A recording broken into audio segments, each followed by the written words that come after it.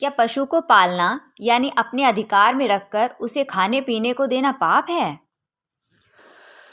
देखिए, पालने का अर्थ है पालन करना, पोषण करना। यदि कोई पशु भूखा अथवा बीमार हो तो उसकी सहायता करना यानी उसे औषधि चारा आदि देना ही उसे पालना कहा जाएगा, और ऐसा करना पाप नहीं है। किंतु व्यवहार में पशुपालन का अर्थ उसे अपने अधिकार में रखकर उससे आय प्राप्त करना मात्र रह गया है। ईश्वर ने सभी प्राणियों को स्वतंत्र बनाया है। आदिकाल में सभी प्राणी जंगल में स्वतंत्र विचरण किया करते थे, यहाँ तक कि मनुष्य भी। धीरे धीरे मनुष्य में सभ्यता आई।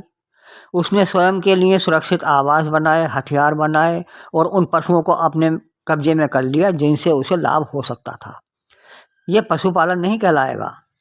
लेकिन पशु को अच्छा चारा आदि भी तो दिया जाता है। कौन कह रहा है कि आप उसे अच्छा चारा दें और उसको बांध कर रखें? अरे, उसको खुला छोड़ दें। यदि मनुष्य पृथ्वी पर अतिक्रमण न करे तो ईश्वर ने इतनी वनस्पति दी है कि पशु उससे स्वयं पेट भर लेगा और खुश रहेगा। देखते नहीं, एक सांड स्वतंत्र होकर कितना हट्टा कट्टा रहता है, जबकि उसे इधर उधर से मुंह मारकर गुजारा करना होता है। कुछ कहीं खा लिया, कुछ कहीं मिला तो खा लिया। दूसरी ओर बैल, जो गुड़, दाना, खली आदि भी खाता है, किंतु फिर भी इतना तंदुरुस्त नहीं होता। इसीलिए तो कहा गया है कि मिले खुश्क रोटी जो आज़ाद रहकर, वो है खौफ जिल्लत के हलवे से बेहतर।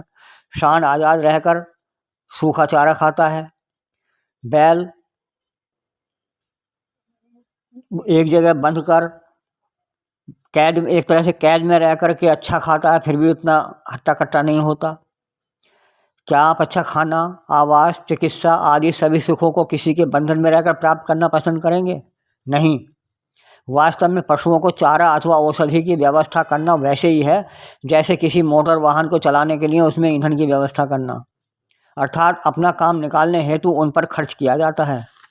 यज्ञ हवन में आहुति देने हेतु अथवा पूजा में घी का दीपक जलाना होता है। यदि दुधारू पशु नहीं पालेंगे तो ऐसा कैसे संभव होगा? आवश्यकता ही नहीं है घी की आहुति दें अथवा घी का दीपक जलाएं। ऐसा माना जाता है कि इससे वातावरण की शुद्धि होती है। वातावरण को अशुद्ध मानव ने किया है, पशु ने नहीं। मानव इसे इतना दूषित करता ही क्यों है? यह कहाँ का न्याय है कि पहले आप वातावरण को दूषित करें, फिर उस दूसरे का हक मारकर यानी बछड़े से उसका दूध छीनकर उससे घी निकालकर उस दूषित वातावरण को शुद्ध करें। वातावरण करे मनुष्य, सजा भुगते निर्दोष पशु। और यदि आप वातावरण को शुद्ध करना ही चाहते हैं तो मात्र उसी वानस्पतिक औषधि से यज्ञ कर लें जिससे हवन सामग्री तैयार कर उसमें घी मिलाते हैं।